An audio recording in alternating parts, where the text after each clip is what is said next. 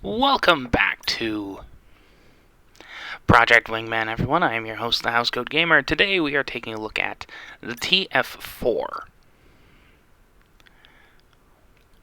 the trainer version of the Fe-4.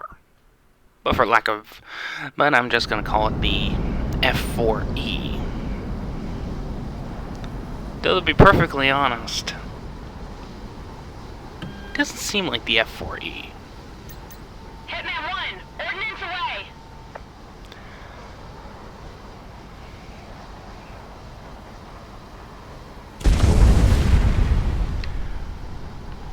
If it weren't for the simple fact that it has an internal gun, I'd almost say this was the F-4E. Not the F-4E. F-4C and D. They sound alike.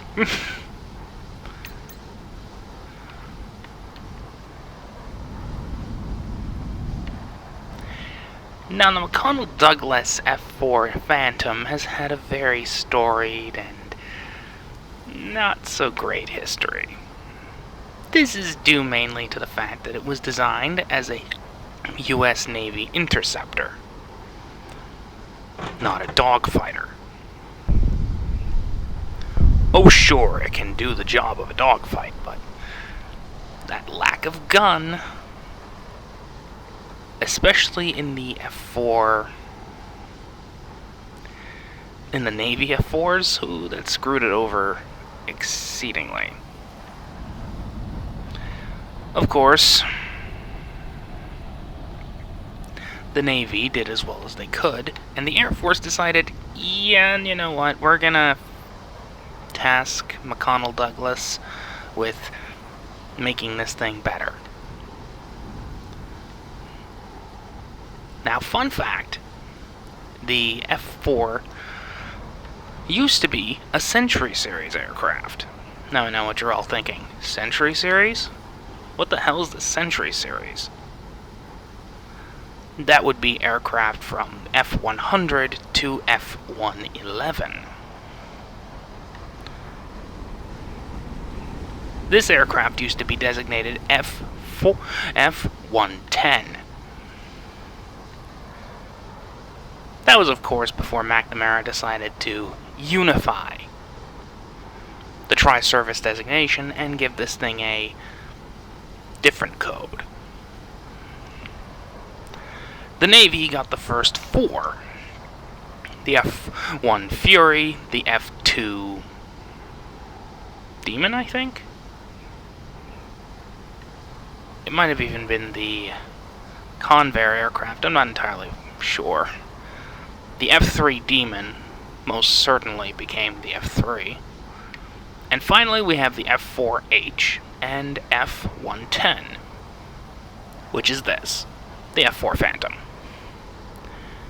The Navy versions never got a gun, though the Air Force variants retained the arrestor hook, the beefy landing gear. It was basically a naval aircraft in all but designation. And that became the F-4C. The D had a few minor alterations. Then, of course, during the course of the Vietnam War, the Americans realized we are getting shot up. Yes, we're getting more kills, but that's because our pilots are being trained by World War II veterans. So they finally went, you know what? We're not going to be stupid anymore. We're fitting this thing with a gun. Earlier experiments did not pan out well. The gun pods sucked.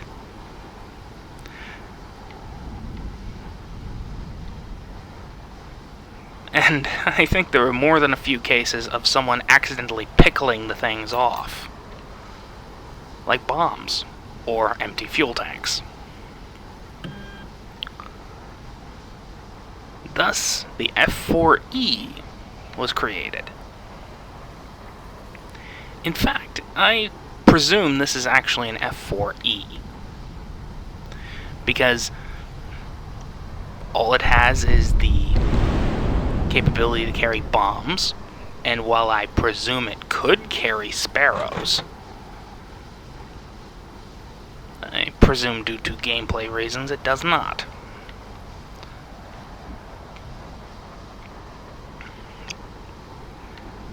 It's not a bad airframe. In fact, it's still in service with a number of nations. Some have no choice, like Iran, and some just like it a little too much, like Japan. Seriously, the F-4EJ, those things are beyond badass. There are numerous variants of the F-4, from the Spey turbofan-powered H model, which was used by the Royal Navy,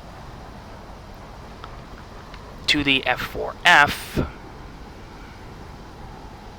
Well, we'll get into that one tomorrow, won't we?